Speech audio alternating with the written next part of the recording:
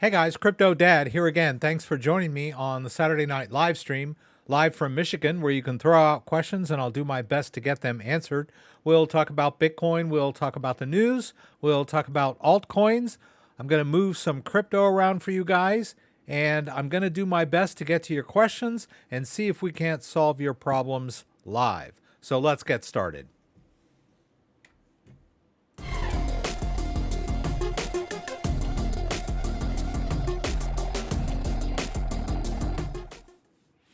All right, so welcome everybody. I'm here with the rig and my Bitcoin logo. The cat was just behind me playing around back there and managed to jump off stage before I had a chance to launch the live stream.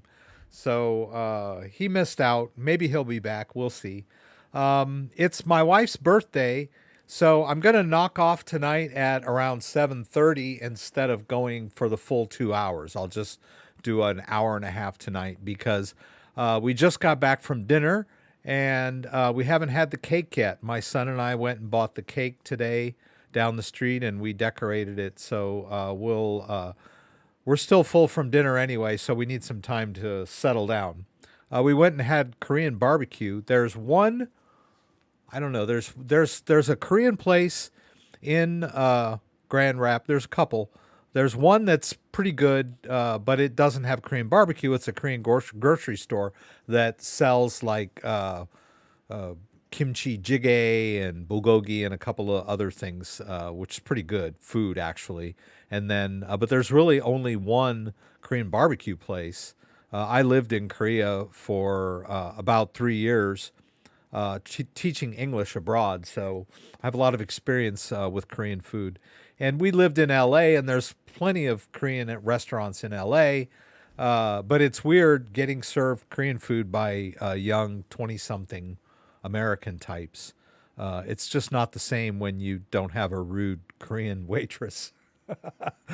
There's a word in Korean that kind of means old lady in a way, but it's ajuma. I don't know if anybody is here from Korea that knows about Korea, but there's like a little joke about Korea that says there's 3 kinds of people in Korea. There's men, there's women, and there's ajumas.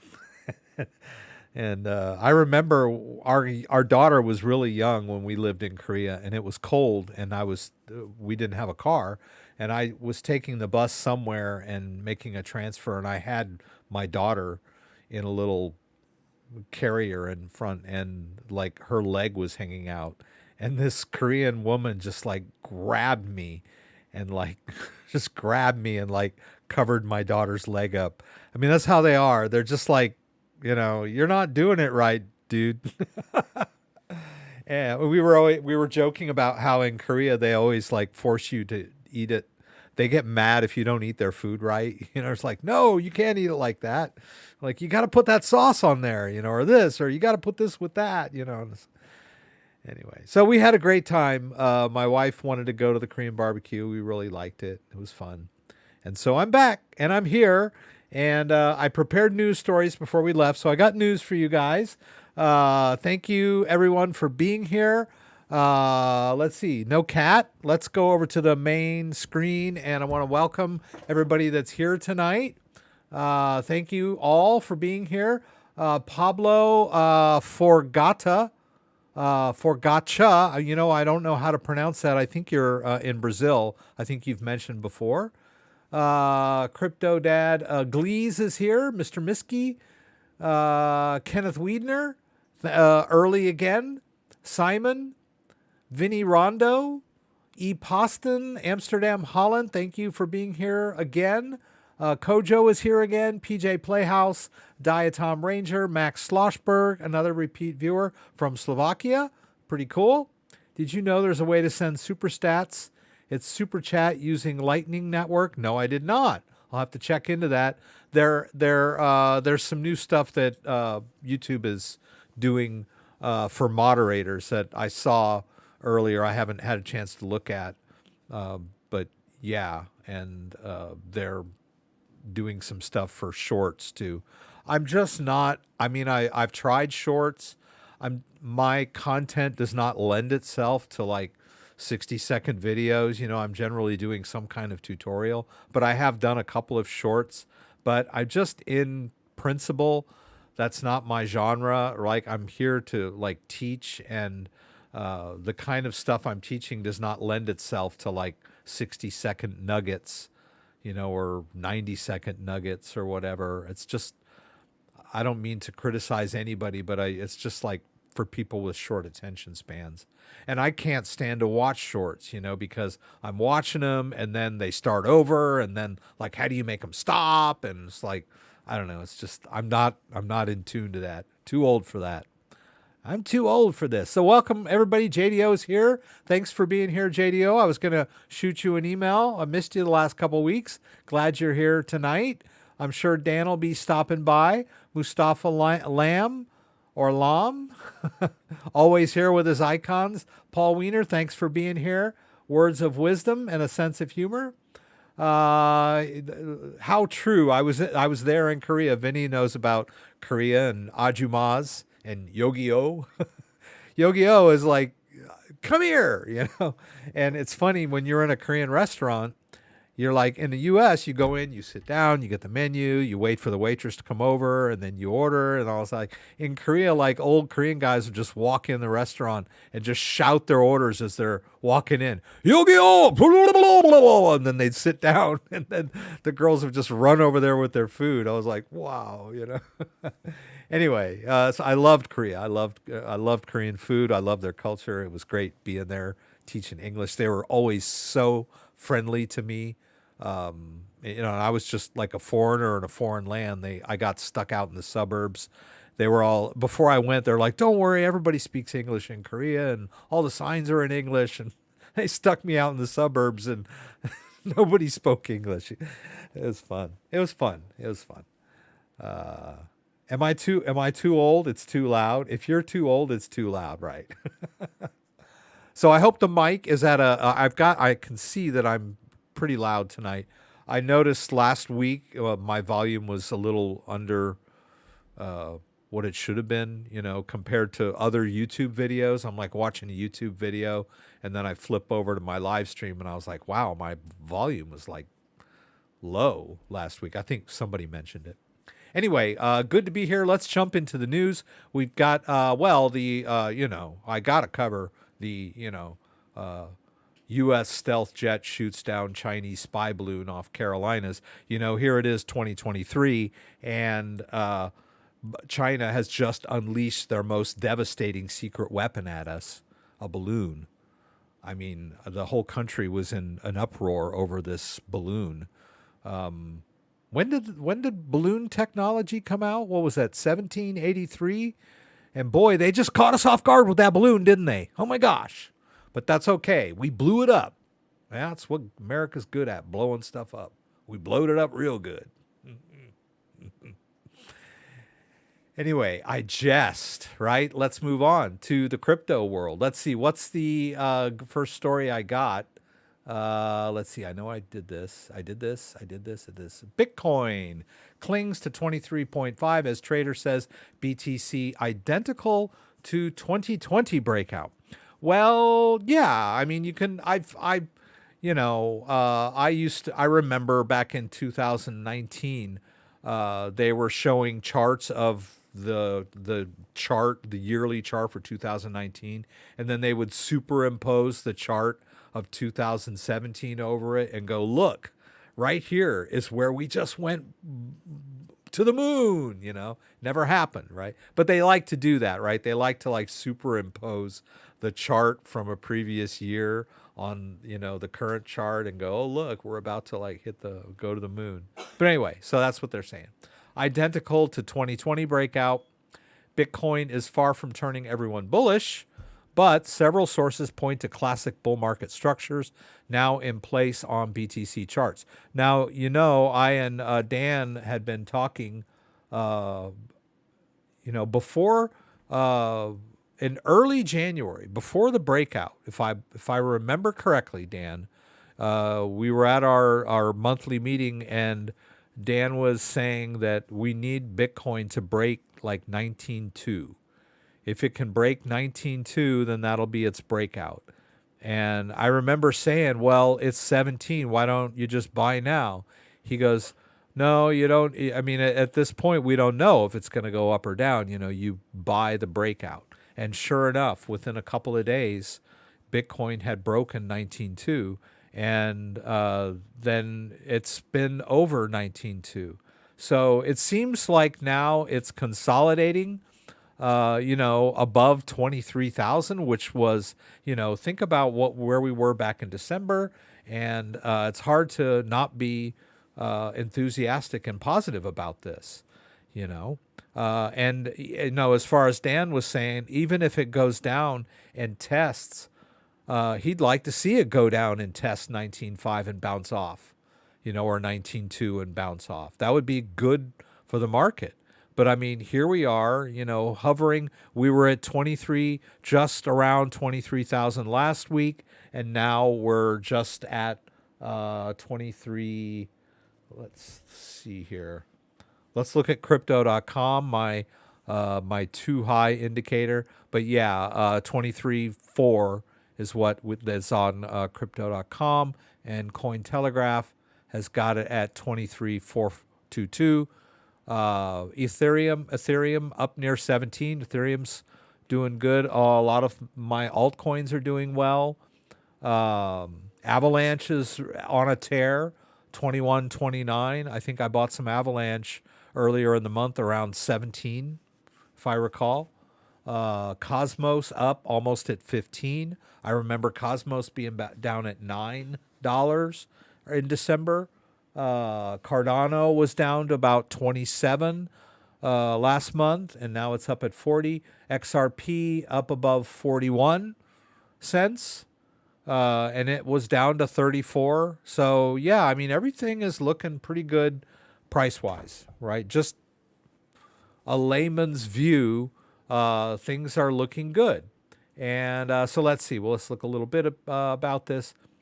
Conjures 2020 memories. I don't know. Comparing, I've always been kind of the skeptic as far as charting goes, and you've heard me say this many times that it's unfair to compare Bitcoin to its all-time high of 68,000 because it was only over 60,000 for less than a month, if I recall correctly. So comparing Bitcoin to its all-time high is a little bit unfair because of its volatility. If you're going to say, oh, Bitcoin's 20,000 now, but it was 68, in November of 21, it's way off its high. Well, yeah, but still, I mean, if you look at the average over the year 2021, I would say Bitcoin was probably averaging around 40 or 50,000, right? Now that's just my shoot from the hip. And then comparing, you can look at charts in a vacuum if you want to, but really trying to compare Bitcoin to what was going on in 2020 is that was kind of a black swan event of March of 2020. And so the year 2020 is not really a good year to compare other years to. Let's put it that way, right? I mean, it was just so much going on in 2020 with COVID and everything else. But yeah, okay, if we want to compare today's chart to 2020, and there was a huge breakout for the crypto market in late 2020, and I'm all for that, right? Let's see it again. Seeing 50,000 calls already on Bitcoin, and we have yet to complete a higher high and higher low market structure change. Popular trader Crypto Tony summarized in part of a tweet on the day. So Bitcoin, looking at charts, we could see another run up, just based on what Dan was mentioning too. Now that Bitcoin is broken over 19.5 and held, we're in good shape overall, is the way I see it. All right, unless we have some sort of black swan event. Even the broader markets are starting to predict that the Fed rate hike cycle is almost at an end, right? They've predicted that they've only got about 2 more left, and they're going to be 0.25. That's the the guesstimate, right? And so now the market sentiment is starting to turn a little bit bullish because of, they think that pretty soon the Fed will at least stop raising rates, if not start to lower them, right? In fact, the good jobs report last week was bad for the stock market because the good jobs report made everybody think, oh, the Fed's going to keep raising rates. So bad news is good news anyway.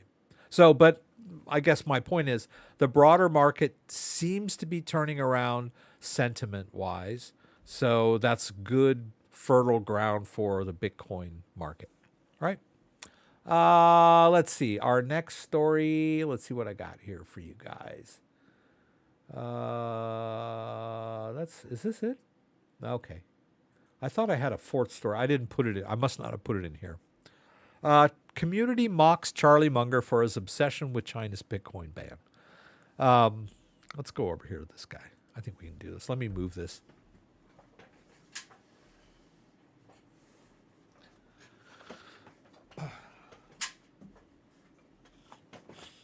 Now, hopefully there's no echo this week. This is the webcam that always has the echo issues, but not this week. Echo, stop. Echo. The second generation Echo Dot with clock and the Amazon fourth generation. Wow. Echo Dot Kids edition. It's not even listening to me anymore. Okay. Community mocks Charlie Munger for his obsession with China's Bitcoin ban. Online community has expressed bewilderment over how China's crypto ban aligns with the United States' proclaimed principles of freedom. So Charlie Munger, bless his heart, 99 years old. I guess he's Berkshire Hathaway's second in command. Warren Buffett's second, right-hand man. So he slammed crypto again. He's never been good on crypto, but for whatever reason, he went public with another crypto slam or rant or however you want to say it. Cryptocurrency is not a currency, not a commodity, and not a security, adding that obviously the U.S. should enact a new federal law that would ban crypto, right? Charlie Munger, the best way to approach crypto is to follow the example of China, which put a blanket ban on crypto in September of 2021. Blah, blah, blah. The community was quick to react to Munger's latest anti-crypto arguments, with many expressing bewilderment about how measures like China's crypto ban stack up with the United States' proclamations that it supports freedom, right? The battle lines are being drawn. Freedom or tyranny. Non-custodial wallets are the hill we can't surrender, NFT ape author Adam McBride wrote on Twitter. Others mocked Munger for not understanding that crypto is virtually unbannable. Indeed, even after banning crypto in 2021, China has continued to be the second largest Bitcoin miner in the world, and possessing crypto is apparently still legal, right? You can possess it, you just can't sell it or trade it. It's weird how they have it over in China. Moreover, the idea of lifting the crypto ban has been floating around in China for a while. Given that Munger called cryptocurrency a gambling contract, it's worth noting that gambling is legal under U.S. federal law, despite people losing significant money from it. According to data from the American Gaming Association, U.S. casinos and mobile gaming apps hit a record $54.93 billion in revenue during the first 11 months of 2022. The revenues came at the cost of Americans losing more money on gambling than ever before by the first quarter of 2022. Despite casinos causing significant losses for investors, Europe and the U.S. have not followed in the footsteps of China, which banned most forms of gambling back in 1949. So, another crypto ban. But this leads me to my next story, which is, and I think that's here. Yeah. So there's a couple of stories. I think I linked this one. But basically, China has passed a 20% tax on crypto investors and Bitcoin miners. I really don't know how this works. Do they mean 20% of your profits from trading, which is illegal? Or do they mean like 20% of your operating revenue if you're a miner, which I guess is also supposed to be illegal? Or only 20% on your crypto profits or mining profits? I don't know, right? Um, China has had a complicated relationship with the cryptocurrency industry. Its government indecisive on the policies that have ranged from a total ban to investing, the utility of from a total ban to investing in the utility of blockchain. Most recently, some local authorities have started to impose hefty income tax on crypto. Okay. 20% of personal income tax on investment profits or individual cryptocurrency investors and many Bitcoin miners after several domestic exchanges handed to the tax authorities extensive information about some of the whales transactions. Okay, so supposedly somebody ratted them out and turned them in and said, hey, look, here's all this money these guys are making. And instead of throwing them in jail, China said, well, we're going to tax you 20% on your ill-gotten gains, which is kind of a weird stance to take, right? It's kind of like somebody coming to the FBI and saying, hey, we got these mafia guys over here running an illegal casino. And the mafia goes to the Don and says, well, we're not going to arrest you guys, but we're going to charge you 20% on your take. It's just weird. But what this story kind of points out, and this other story, which is more of a social and political analysis of this event, is that I think what China has finally realized is that they can't ban crypto, right? This is kind of the undercurrent of what's going on here. China has finally realized that banning crypto is just not going to work, right? And so, okay, we'll tax it or whatever, but we'll still say it's illegal. They just it's a double standard, whatever. But that's good news for the crypto industry, right? China has pretty much given up, or is at least starting to give up on their crypto ban.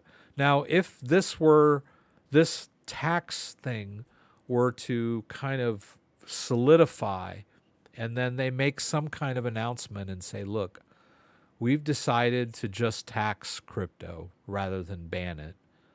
All heck would break loose in the crypto market, right? There would be so much liquidity from China pouring into the market. That was what we were seeing in 2017. For those of you who weren't around in 2017, when Bitcoin was on its run up in late 2017, I remember I would go to bed and then I'd wake up the next morning and the price of Bitcoin would have shot up like 20% overnight because everybody in China was buying Bitcoin back then. It was just crazy. Nowadays, you don't see that much overnight action in the crypto market. You do sometimes, but it's probably more broader Asia than just China. But back in 2017, it was just nuts, man. You would just, it would be high it would go up in the U.S. during our daytime. But you would go to bed and wake up the next morning and Bitcoin would just be because of the people buying it in China. H. Hedrabian, Joseph, thank you so much for that. I appreciate it, as usual. Just wanted to say a big thank you for what you do for us from one of the biggest fans of the show, Joseph. I appreciate that, Joseph. I know I've worked with him a little bit here in the live stream and gone back and forth with emails. If you guys have problems, always feel free to shoot me an email. If you look down in the description of this video, I've got a lot of information about my affiliate programs and links that you can use to help me and the channel. But I also have my email here, thecryptodad@gmail.com. So feel free to shoot an email if you're having an issue. I've helped a lot of people back and forth through email. I don't do one-on-one tech support. I've done it in the past, but I came to the conclusion that it's just a little bit, I don't know, it's hard to explain. It just, I didn't feel right doing it. I didn't feel, let's just say I didn't feel comfortable doing it. I would prefer just a cut and dried email exchange that everything's in black and white rather than like a iffy, I was always afraid that I would help somebody like deposit crypto in their wallet or whatever. I would help them do that. And then they would call me the next day and go, "Where's my crypto? It's all gone now." And accuse me of hacking or whatever. So I just want to stay away from one-on-one tech support. I had some close calls before and I was just, yeah, I'd feel responsible for them and they would depend on me too much. And then it's like, okay, well, now that the market's going nuts and you want to sell your coin and I'm not here to help you, you're going to be mad that I cost you X amount of dollars because you couldn't get your crypto back to the exchange because I wasn't there to help you, So I stand back from that, but I will definitely help you in an email anytime. Okay, so China is loosening up on crypto. That's cool stuff. And oh yeah, I've got the tweet thread from Justin Sun of Tron fame. I'm not a huge fan of Justin Sun. I think he's a bit of an egomaniac and a little too much marketing and not enough common, like, I don't want to bag on the guy, but I just think he's too much of a showman. Always talking. Now he's talking about integrating, what is it, the GPT AI into his payment platform. I'm like, so how are you going to integrate? What is that GPT? Let me see if I can find this story. Is that GPT? Yeah, GPT and Tron. Let's see if I can find that story. Justin Sun announces Tron and Chat GPT based payment system. How is that going to work? He's always like, "Oh yeah, we got the next great thing." Or like, "Yeah, but have you implemented it? Are you like guys working on it? Or are you just like spouting off that, you've got this great idea?" I don't know. That's just my thing. Anyway, if you want to run out and buy Tron, great. Tron is a little hard to get your hands on in the U.S. I don't know that it's even listed. I don't believe you can buy Tron on Coinbase. You might be able to buy it on KuCoin. Let's see. I would imagine you can buy Tron on KuCoin. Let's see. What's this? Okay. Let's see what we can do here. Whoops. Oh, didn't I just do this? What happened? Are you kidding me? What happened? What happened? Password incorrect. Okay. Oh my gosh. Okay, so what happened here? Oh, I thought I had solved this. Doggone it. I can try 3 more times. Wait a minute. Oh, I see what I did. Okay. I get it. Okay. Now I see what I did.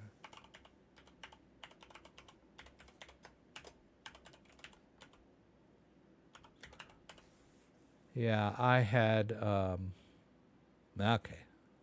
Again? Okay. I think this should be the last one. Okay. Woo. Man. Okay. Jeez. Wow. Yeah, let me talk about RecruitCoin here for a minute. I just want to check to see if you can buy Tron on... yeah, you can buy Tron on KuCoin if you want to. Oh, and I wanted to share an email with you guys that I got. Okay, here, look at this. For those of you that are worried about self-custody or scared of the transfer fees for self-custody, look at this. Coinbase will be conducting a scheduled technical systems upgrade starting Saturday, March 4th, 2023, on or around 8 a.m. Pacific time, blah, blah, blah. We expect this process to take 8 hours to complete. During this scheduled downtime, trading, transfers, and access to funds will be disabled. 8 hours, no access to your funds. This is, I mean, this is not a permanent thing. I get it, but I'm just saying this is one of the reasons that we self-custody our crypto, because you can't rely on exchanges. And it might have just been that crucial moment when you needed access to your crypto that Coinbase announced that they were going to be down for 8 hours, right? I just wanted to point out this because this is just another good reason why it's a bad idea to keep your crypto on exchanges full time, right? But Paulo had asked me about this RecruitCoin. It turns out I guess I did 4 videos over between the last live stream. The last live stream was the 28th. So I did the coin ledger, which I think I did that the next day because we talked about taxes last week. Oh, and by the way, let me see if I can find this real quick. Let me do it this way. Whoops, no. I'm trying not to reveal her email, although I'm sure she won't mind. Yeah, here it is. Yeah. I was contacted by Laura, the crypto tax girl. She focuses on individual crypto taxes, and she's going to join me next week. We'll do a Google Hangout or a Zoom session during the live stream where you can ask her questions about crypto taxes. We talked last week about, connecting your wallets to crypto tax services, but you guys may have more specific questions about your crypto taxes, and she's an expert. And I'll have a link to her course in the description next week when we get everything squared away. And I think she said that she'll give me a discount code that I should be able to share with you guys. So look forward to that next week.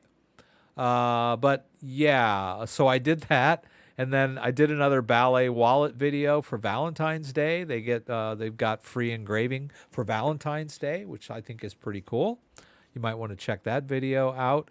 And then I did a video on a cryptocurrency called RecruitCoin. It's very rare that I will promote a crypto project.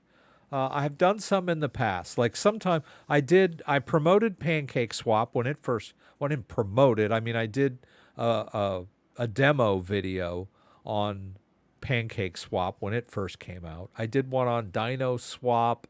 I don't know that I ever did Bunny Swap. And of course, I've done Bitcoin and Ethereum and all that stuff.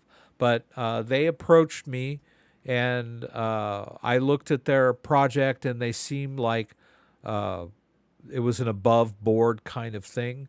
The company Bets that is doing this is an established recruiting company. They've been in business since 2009, and they're getting into the blockchain space.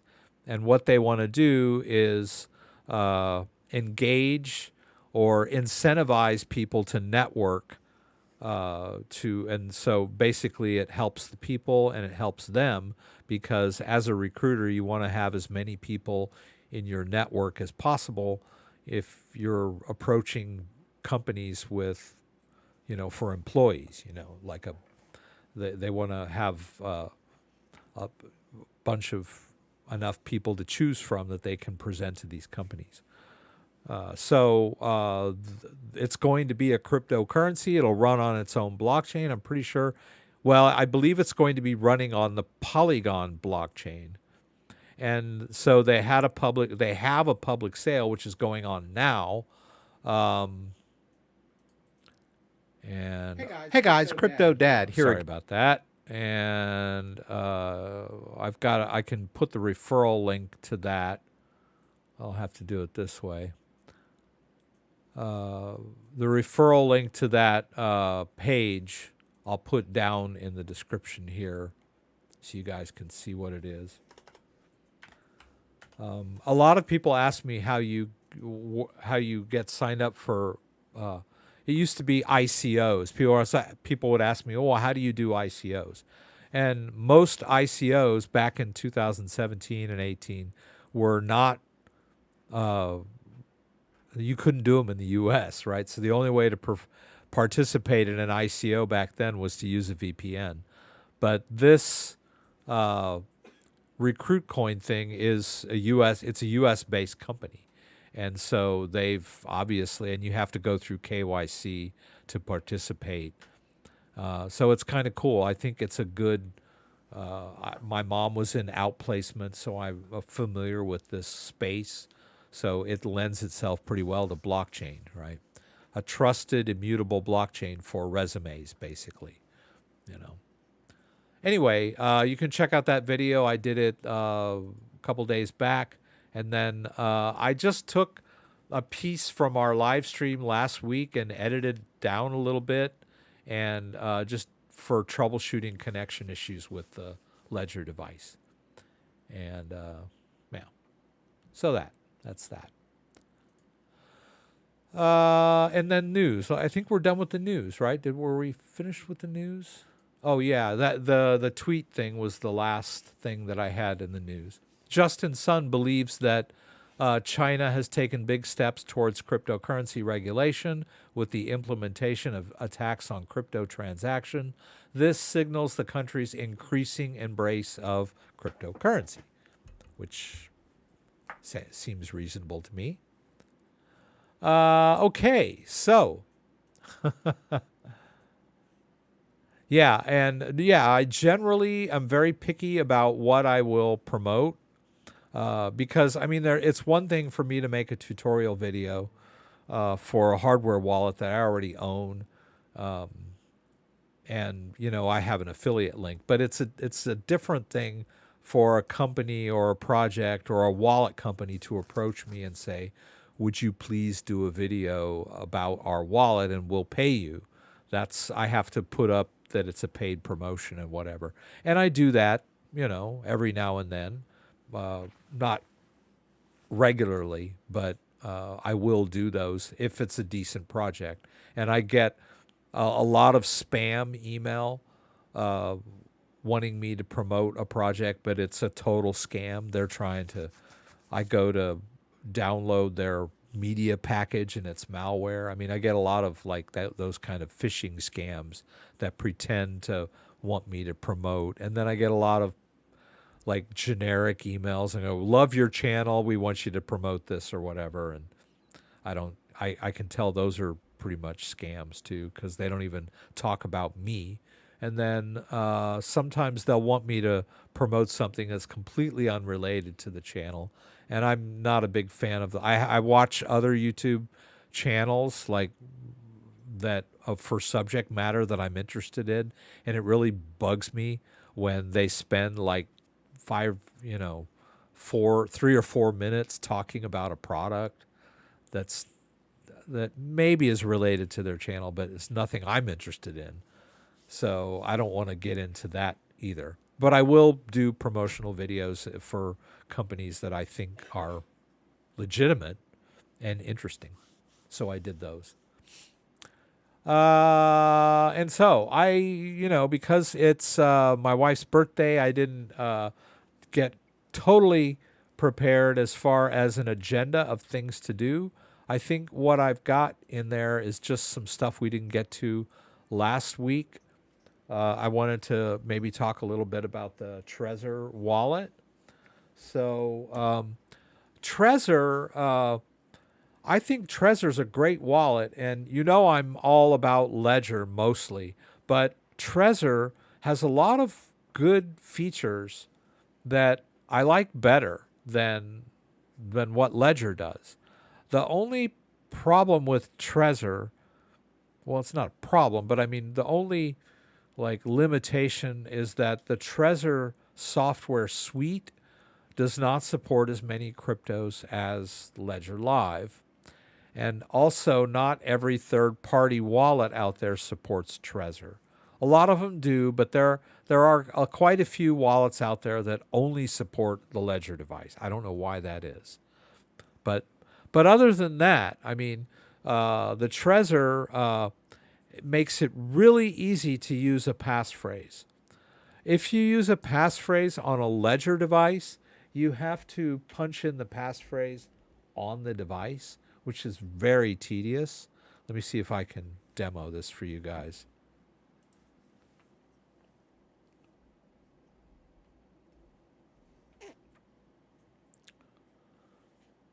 So if you decide you want to use a passphrase configuration on the Ledger device, you have to click both buttons and then go into your settings, go over to security, and then go down to passphrase, click passphrase, and then you say, okay, I want to set up a passphrase, and then you can use it to create a secondary PIN, or you can set as temporary, and that's usually what I do. And when you hit set as temporary, you get to this screen.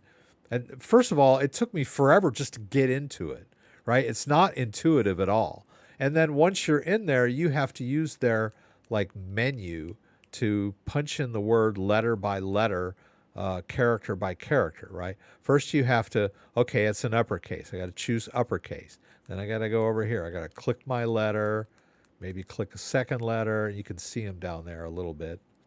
And then, okay, well, the next one is a number. So now I got to go back here, and I have to go back into the interface where I change modes and go over here to numbers and special characters, go into here, and then go over, okay, that's a 4, right? And then I got to go back to mode, which I can't see very well here. Whoops.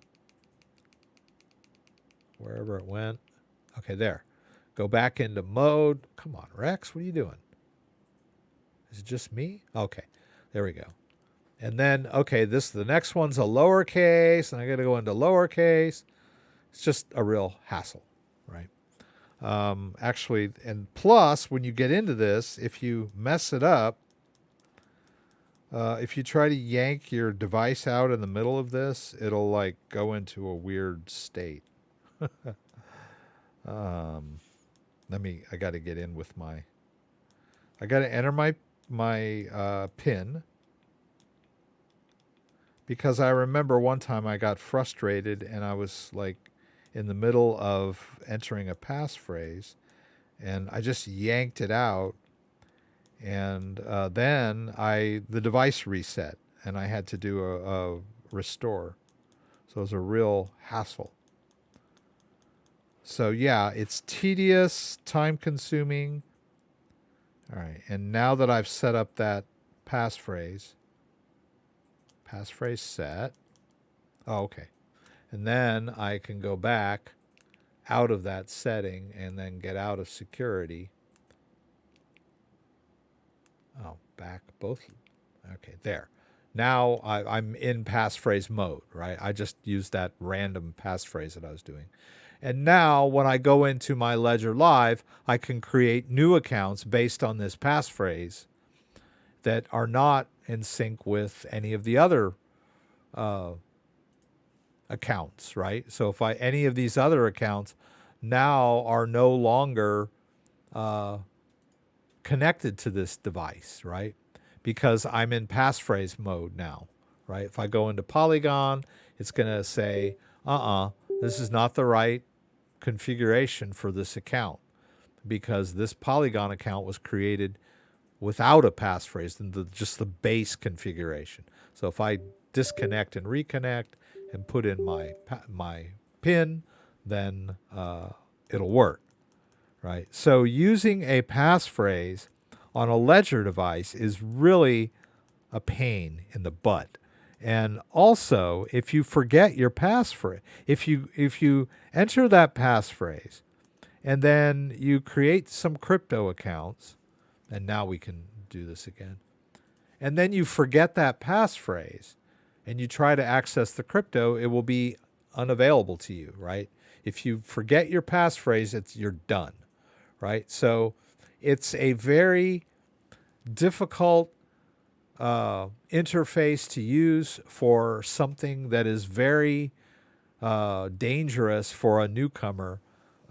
You could accidentally enter your passphrase wrong, and then when you go into what you think is the account, it doesn't work because you entered your passphrase wrong, and you start freaking out, and then you restore your device and do all kinds of crazy stuff, and it's just very difficult to use and dangerous to use, right? Unless you really know what you're doing. So the breath of fresh air is that the Trezor makes using a passphrase second nature. Right? It's very easy to use a passphrase with a Trezor device. So let me show you how that works. Let me turn this one off real quick. Whoops. Whoops. There was a question last week regarding DeFi DEXs not being taxable because they're decentralized. Does anyone know if that's true? I don't believe that that's true. The only thing about them being decentralized is that they're not under the auspices of any central authority, but they're not anonymous. And technically, if you make we can ask our tax expert next week, but if you trade cryptos and you make a profit, you're liable for the taxes. Doesn't matter if you're on a centralized exchange or a decentralized exchange. If you're swapping crypto and making profit, it's taxable. That's just how it works. Yeah. Even I know that, right? The only thing about people might think because it's decentralized that the government doesn't know about it, right? Just like all the people that, want to go to the computer store and buy a laptop with cash and then try to say, well, don't charge me tax because it's a cash-only transaction. And who's going to know, right? It's the same concept, right? It's people think they can get away with it, but it's technically tax evasion, right? So anyway, I'm going to connect this Trezor, and I'll enter the PIN on my Trezor. Let's see. Whoops. Let me try this again. Come on, Rex.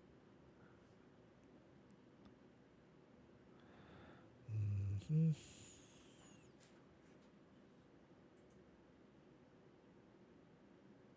There we go. Another thing that I really like about the Trezor is the touch screen, although the PIN entry for me is a little dicey because of my finger being big. But the authorization and the interface is much nicer and more intuitive than the Ledger. All right, so here we go.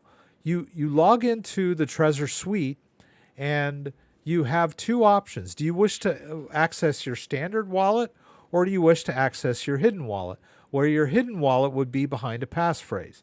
And Ledger might say something like, oh, it's insecure to be entering your passphrase online, right?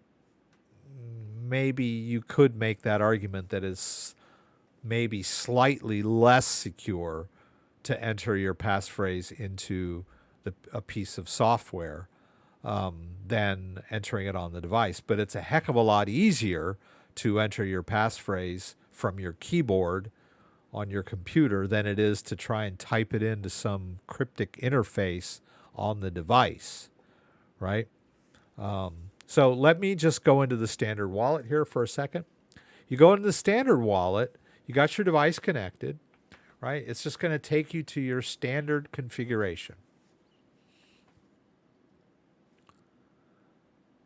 All right, and it shows you whatever coins you have stored in this device. All right. And you can see that I have several different cryptos stored on this device. Now, let's just go ahead and quit. You can also like switch over within the app if you want, but I just want to give you what it on startup, right? When you go into it on the first startup, oh, it just took me right back in. Okay, good. Okay, this is what I want. So now, instead of going into the standard wallet, I'll just type in my passphrase.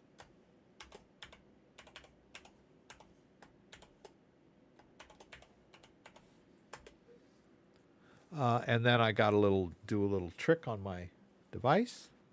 If I can get to it. All right, I know it's kind of hard to see it. Oh, and it's connected to a different. Okay, what did I do? Maybe I touched it.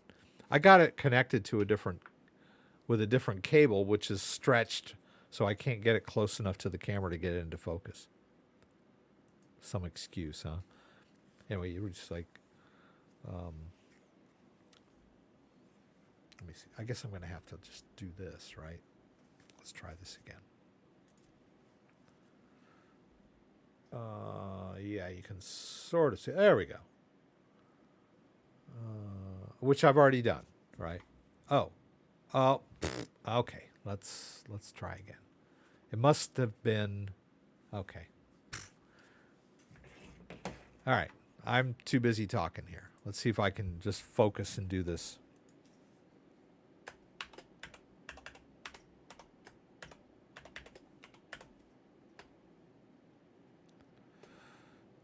Did I get that right? All right, let's try this again.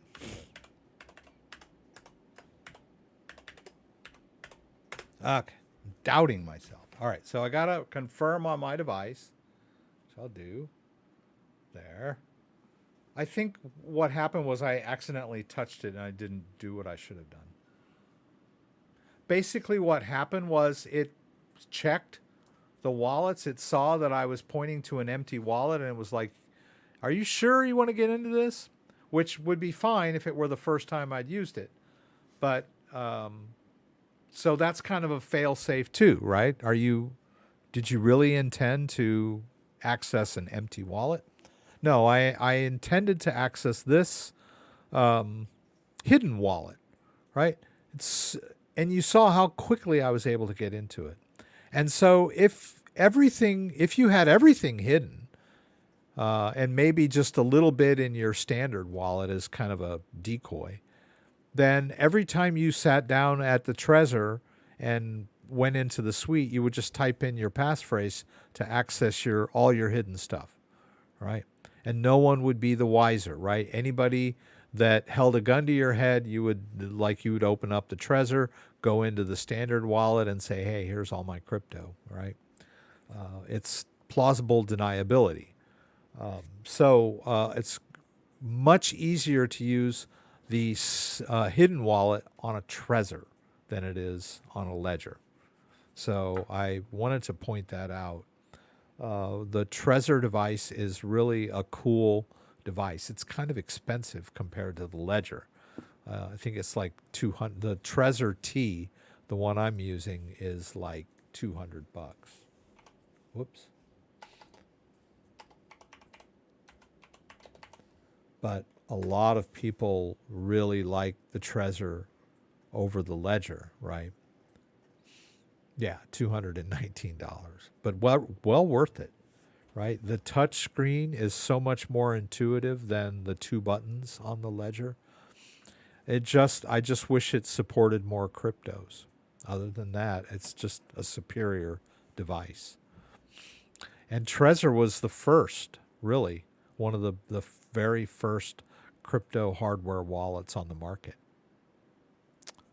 So a very good company. MT, thank you. I appreciate that. YouTube will take half of that donation, MT. Oops. Yeah, YouTube. I still appreciate it when someone donates. I don't count every penny anyway. I had somebody the other day, I think it was an email, or was it maybe it was a YouTube comment. He said, "I'm really scared of the Ethereum fees." I'm like, scared of Ethereum fees? Why are you scared? It's just a fee. You get a fee for everything. Inflation, the hidden fee of inflation. Everyone just accepts it as like, oh, it's just one of those things, right? No one really questions why the price of eggs keeps going up and never goes down. You know, why everything is more expensive as time goes by, right? No one's scared of that, right? But when they see an Ethereum fee, I guess they figure they've got control. So they have the choice to say, no, I don't want to pay that Ethereum fee. So they're not going to even engage in self-custody because they're scared of transfer fees. I don't know. It's just kind of I don't know what, it's kind of a mentality that's just it's not a very productive mentality to be so worried about every tiny little dollar here, dollar there. You know, I don't know how to put it, but a lot of people, I'm willing. I mean, I'll see. I mean, sometimes I'll look at a fee and go, okay, that's an $80 Ethereum fee. I definitely am not gonna like buy a $50 NFT for an $80, gas fee. But I mean, if I see a $2, $3 transfer fee or trading fee or whatever, I'm not gonna like not buy the crypto that could, give me a 10 times investment down the road, right? I mean, is it really, are you so worried about, spending $5 on a purchase or a trade that could net you thousands of dollars in profit down the road? I mean, if you're afraid of a $5 fee, maybe you shouldn't be messing around with crypto in the first place, right? Anyway, I mean, I get it. I mean, I get it. Fees are fees, but don't be afraid. But that's why there's alternate chains out there. So we could talk a little bit about Polygon, because when I did that, when I did the video on RecruitCoin, they're on the Polygon chain. And one of the payment options was Tether. Oh, okay. Yeah, I just staked 14 ETH. Gas fee was only 16 cents. Oh, here's the other half. Oh, that's nice of you, MT. Thank you. I appreciate that. You didn't have to do that. Are you allowed to use QR codes on YouTube to donate sats? You know what? I did for a long time. In the description of my video, I had donation addresses. I haven't really done it in a while. Let me see if I can find like an old video. If I can find like a really old one. Yeah, here's one from 2018. Let's see here. Yeah. See, I used to do this at the bottom of all my videos where I would have these donation addresses. I don't know that I ever got anything. Maybe here and there, possibly, but they didn't generate the kind of revenue that I was expecting, right? And I'm assuming you could put a QR code on there. There's software out there that'll generate QR codes for you for just about anything. And so I don't think YouTube would, but I don't know about putting a a JPEG or a GIF or a BMP in the description of your YouTube video. I don't know if you can do that. You probably can. I don't know. I've never tried. It's usually, for me, I'm usually putting words and links in my video description. But I guess you could put a QR code in the video itself if you wanted to, for people to like scan in your Bitcoin address. I don't know that there's any law or policy, YouTube policy against that. I've just never done it. Yeah. I kind of stick to my YouTube ad revenue, my investment returns, and the affiliate link income. I don't really rely on these donations of crypto. There used to be, back in 2017, a lot of people would just beg me to send them crypto. And we had some guy last week asking somebody to send him Bitcoin or something in the live stream. I was like, no, we don't need that. Yeah. So anyway, yeah. Whoops. Yeah, let's do that. Let's go over here. Adding a new cold wallets to Ballet app. I think that I had, let me see if I can. I just thought I would demo this real quick and show you how easy it is. I just want to make sure it's not in there. I'm just going to take it out first. Yeah.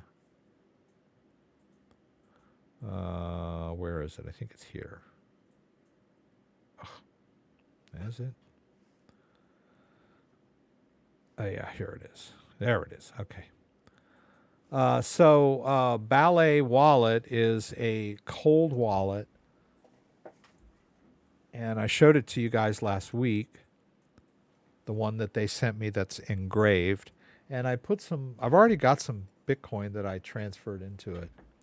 But notice that it comes like you already have an address here. But you also, under this sticker, you peel off the sticker, there's a private key and a private key QR code. And so from my understanding is that they print the private key over in China, and then they send the card to the US, and the other manufacturing plant does this passphrase. So there's a passphrase underneath this scratch off, and then there's the private key under here.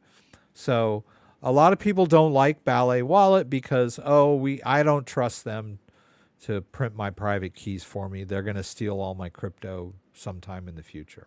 Okay, I get that, right? But everything requires a certain level of trust, right? So but they talk, as I mentioned, they separate the process, and if anybody were stealing people's wallets directly out of their crypto directly out of their wallets, people would know. They've been in business since 2017. Hasn't happened yet.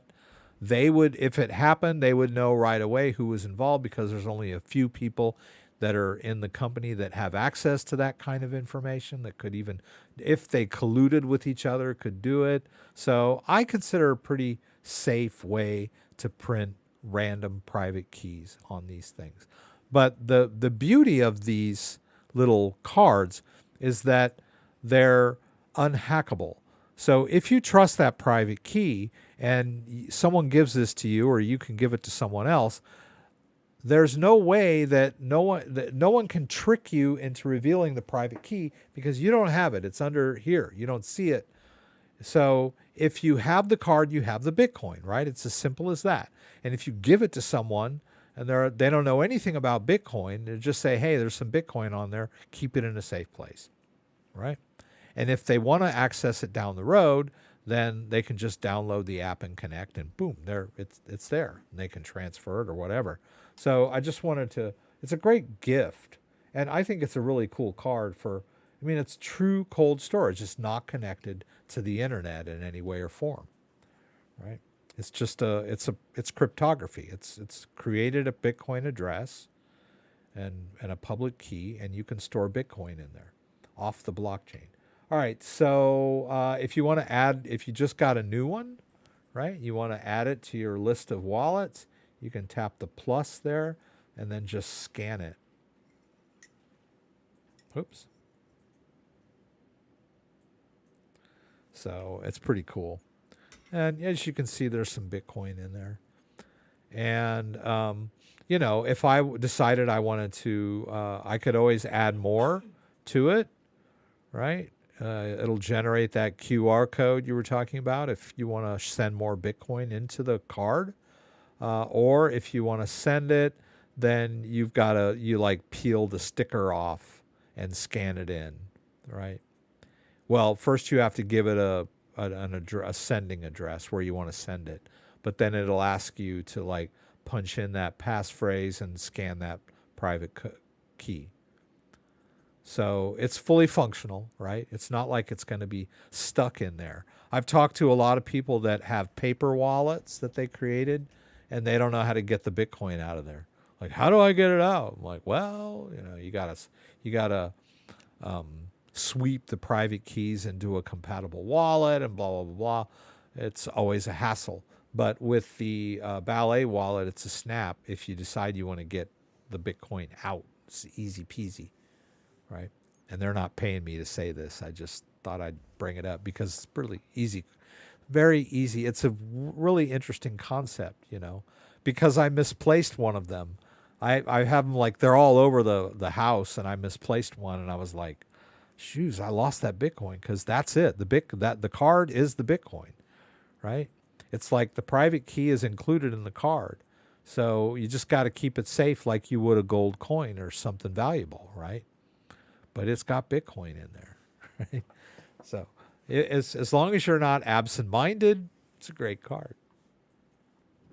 Now I'm out of ideas of stuff to do. Let me see if I can get rid of this thing.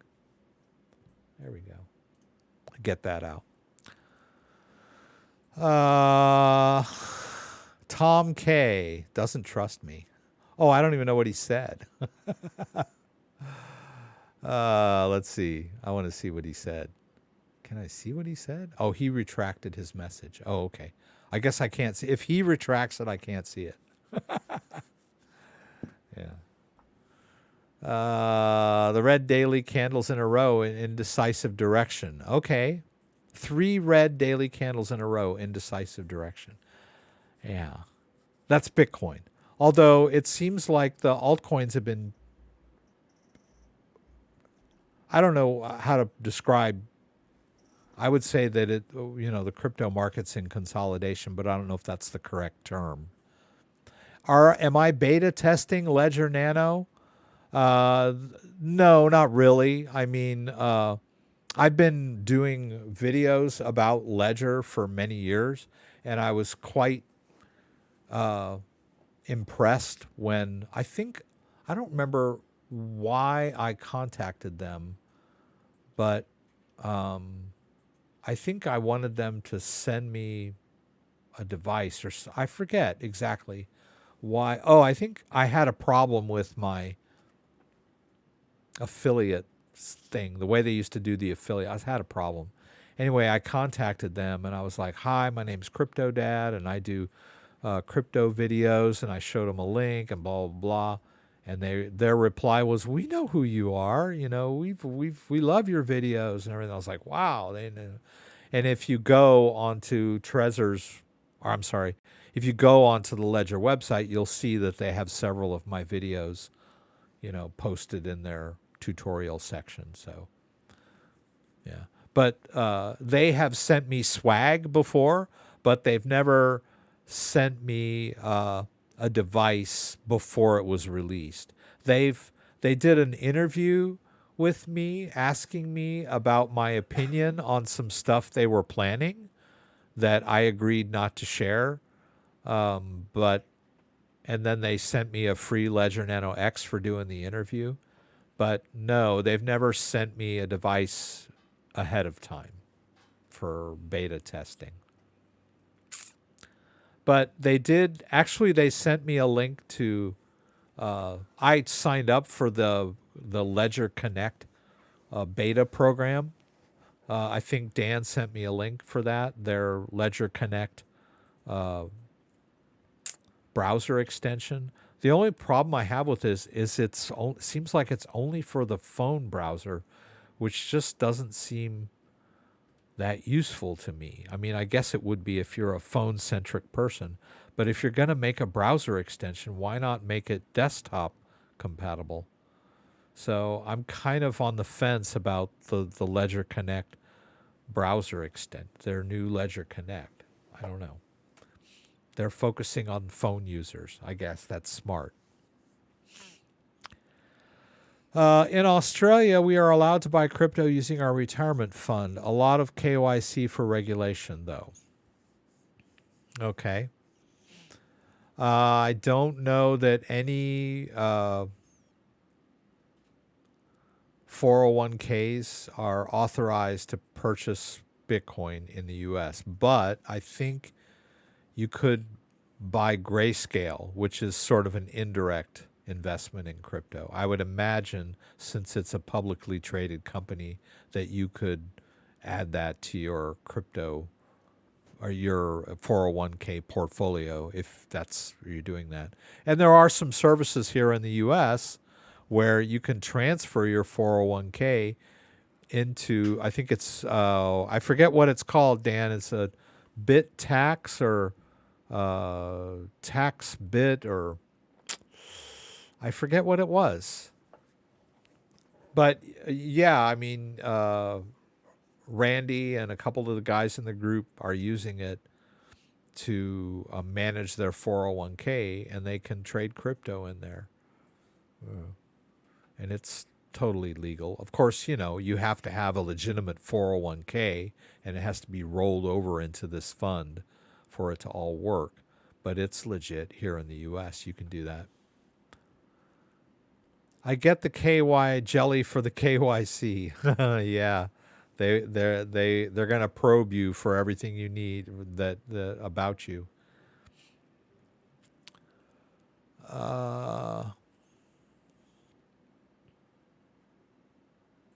Oh yeah, I wanted to talk a little. Yeah, someone is talking about. Pablo mentioned Polygon ERC. So for that RecruitCoin video, I had to do one of the demos that I wanted to do was for how to pay with Polygon, with Tether-based Polygon. So basically, I needed to get some US Tether into my. Oh wait, I'm sorry. That is regular Ethereum. Pardon me. That's regular Tether right there. $50 worth of Tether in my Ethereum wallet. But if I switch it over to Polygon, there's 50 US Tether in Polygon-based Ethereum.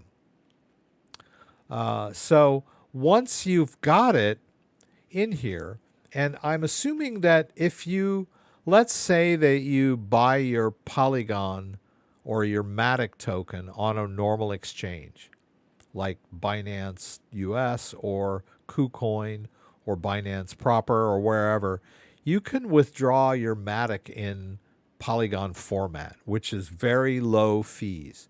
And once you've got your Matic in your wallet, you could go and trade on Trader Joe.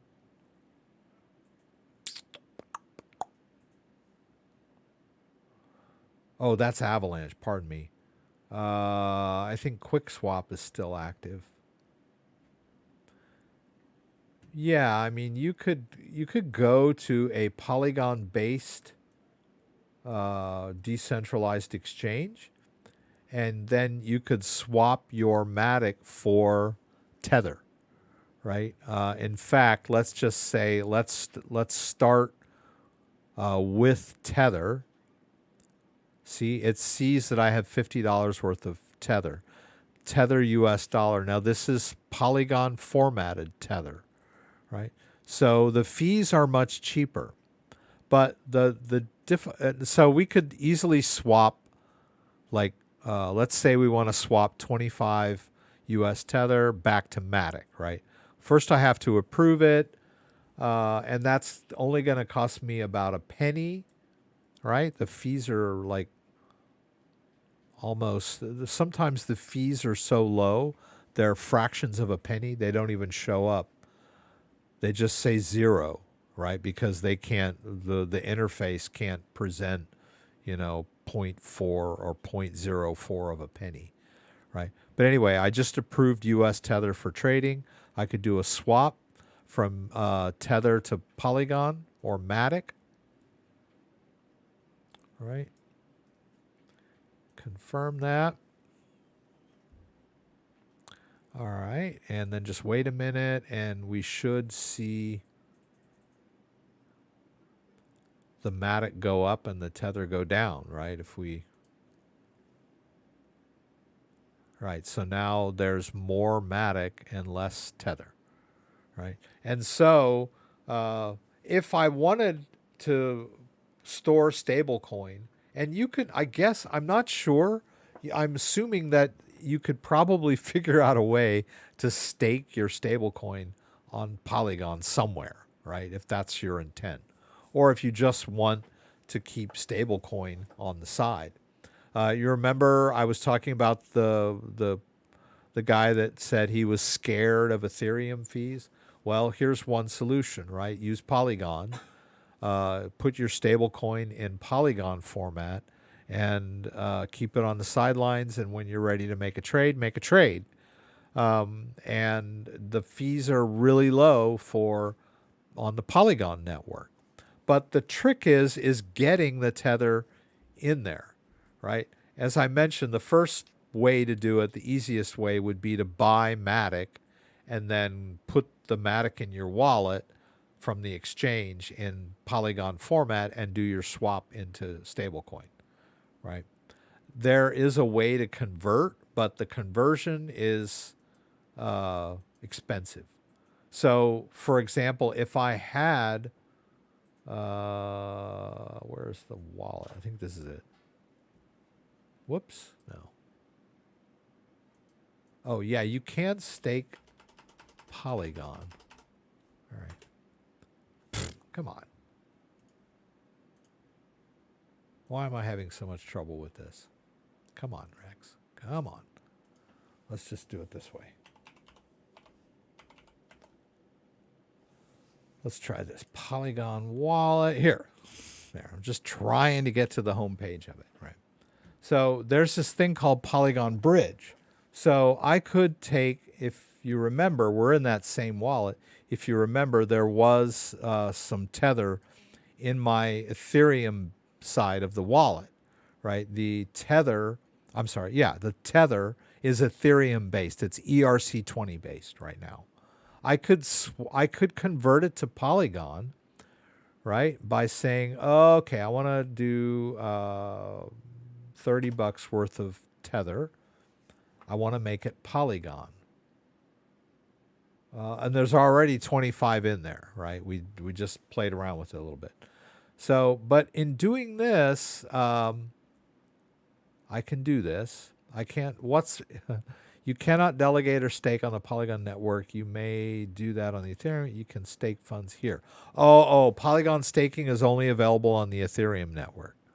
So I was just spouting off a few minutes ago as to how you might be able to stake your stablecoin on Polygon. Not in this wallet suite. Maybe you could stake it over on QuickSwap or somewhere else, but not in this, right? Native Polygon staking is on the Ethereum network, which is weird.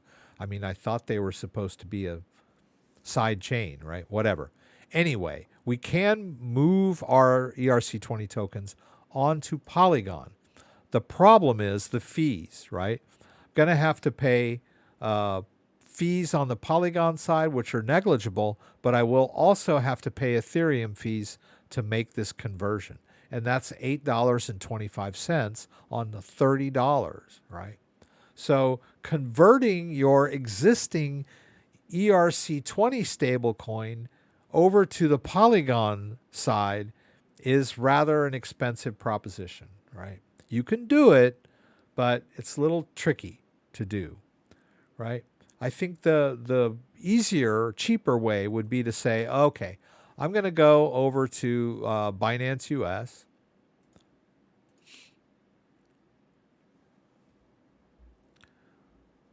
Boop-a-doop-a-doo.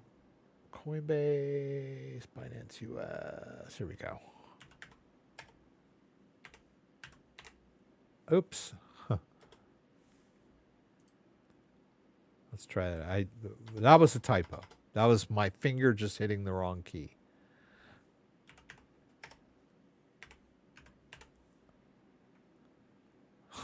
Okay. So I could buy Matic here if I wanted to. Do I have enough to buy some Matic here? I don't know if I can trade for Matic with this.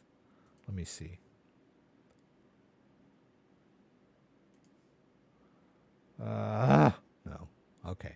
I don't even know if I can do this. I'll try. There's just not enough on here. I want to sell my BNB for Binance US dollar, if it'll let me do that. Oh, it did. Huh? All right. So now I can actually buy some Matic with my Binance US dollar, although I might not be able to actually withdraw it because there won't be enough in there, but I'll do it anyway. All right. So I'm going to buy a market order some Matic with my Binance US dollar, right? So now that I have Matic, I can move it into my wallet on the Matic Polygon network, which is so much cheaper than ERC20, right? I would switch from ERC20 over to Polygon, right? And max it out. That might be enough. I might be able to pull that one off, right? Let's grab the address. Let's go back over here. Let's put the address in here. Preview withdraw. 13 cents as opposed to an Ethereum or ERC20 or Tether withdrawal would be like a couple of bucks at least, if not more. Let's see, Binance US. Come on. Oh. Yeah. Let's see, weird. It's been more than 2 minutes, hasn't it? And now that I've tripped that flag, they may not let me withdraw at all. Binance US can be kind of finicky that way. Like you flip a red flag for whatever reason, they like give you error messages like, "Oh, you can't withdraw this" or something. And I remember I had this problem and they wouldn't let me withdraw my assets, and I knew that it was okay. I knew I wasn't doing anything wrong and I was doing everything properly, but somehow it just got in this glitchy state. And then I contacted their tech support and they gave me some Jimmy Jamble. I don't know what they told me, but I tried again the next day and it worked. It's just, I don't know what it is about Binance US. It goes flaky sometimes. But we'll try one more time. We'll see what happens. Let me let this code cycle and see if it'll let me withdraw it. If it fails this time, we're going to give it up. Okay.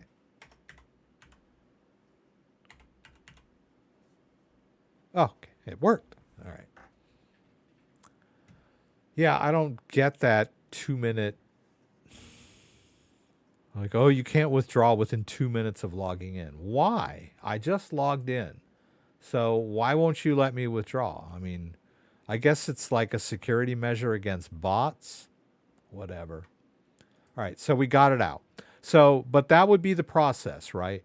Let's say I've got $5,000 and, it's sitting on my Binance US account in dollars or maybe even stable coin or whatever. But swap it into Matic, take the Matic and put that Matic in your wallet.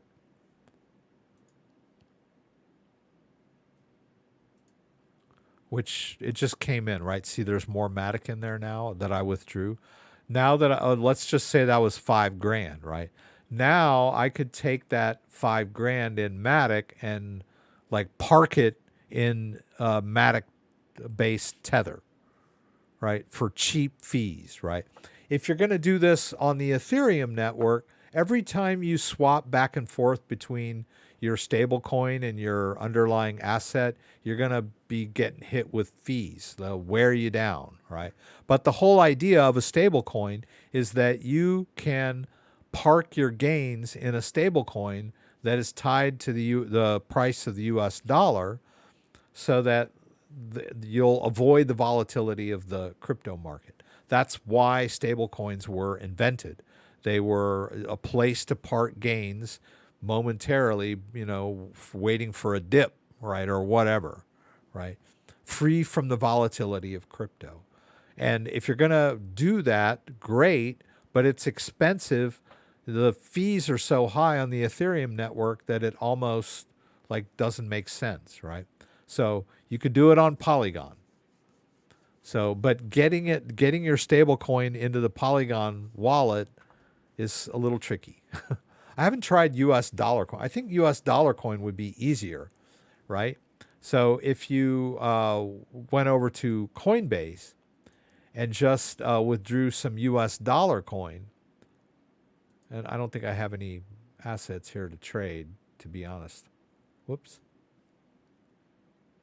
I don't have anything in here right now. Yeah. But I can withdraw US dollar coin in Polygon format real easy. So if you just, maybe US dollar coin would be a much better stable coin overall, right? Because I could withdraw US dollar coin if I can find it. Oh, no. It's not going to let me do it because I guess I don't have any. Okay. Yeah. Whatever.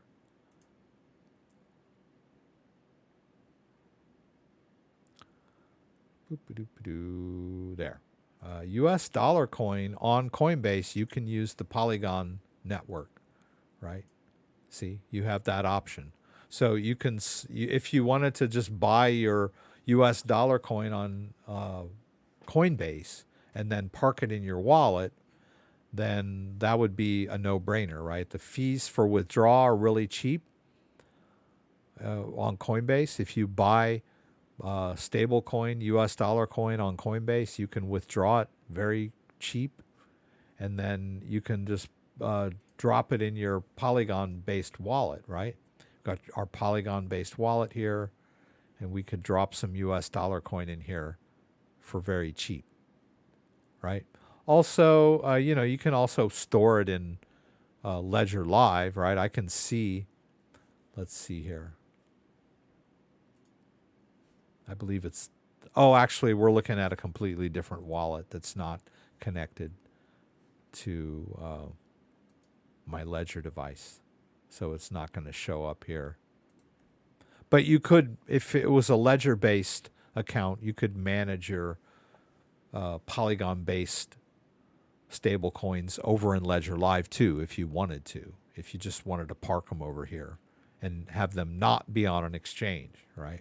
Remember we talked earlier, yeah, you're going to have to pay some fees when you're moving crypto back and forth between your wallets, but what if you can't get into your Coinbase account because they're performing an 8-hour maintenance, and it's like the opportunity's right there, but Coinbase is locked down for 8 hours, right?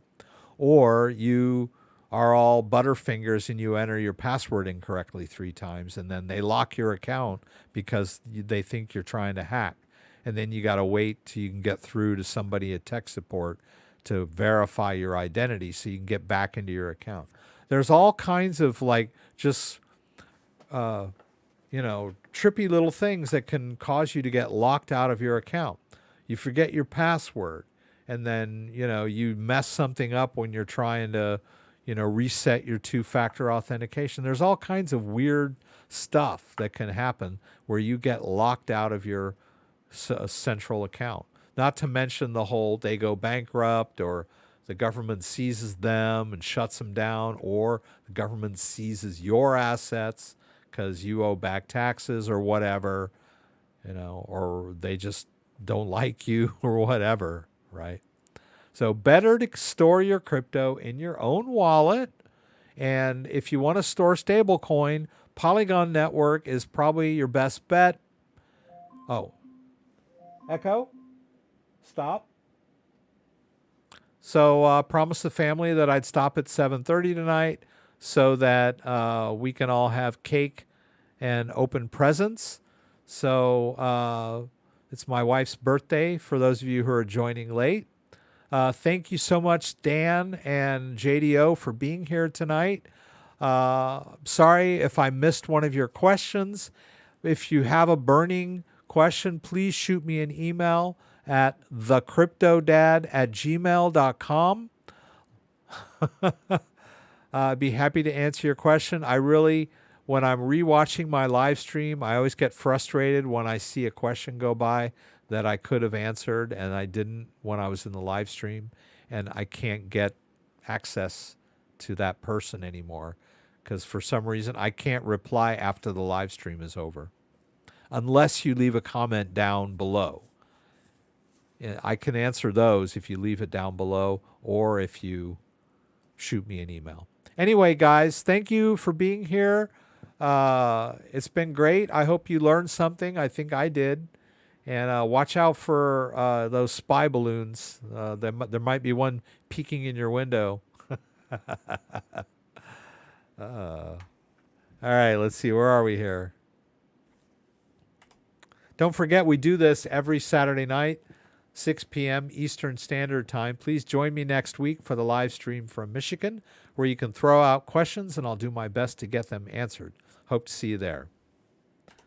If you like this video, give me a thumbs up. If you'd like to subscribe to my channel, I would appreciate it. When you subscribe, there's a little bell that you can click that will allow you to be alerted whenever I post new content. Once again, thanks for joining me and hope to see you again.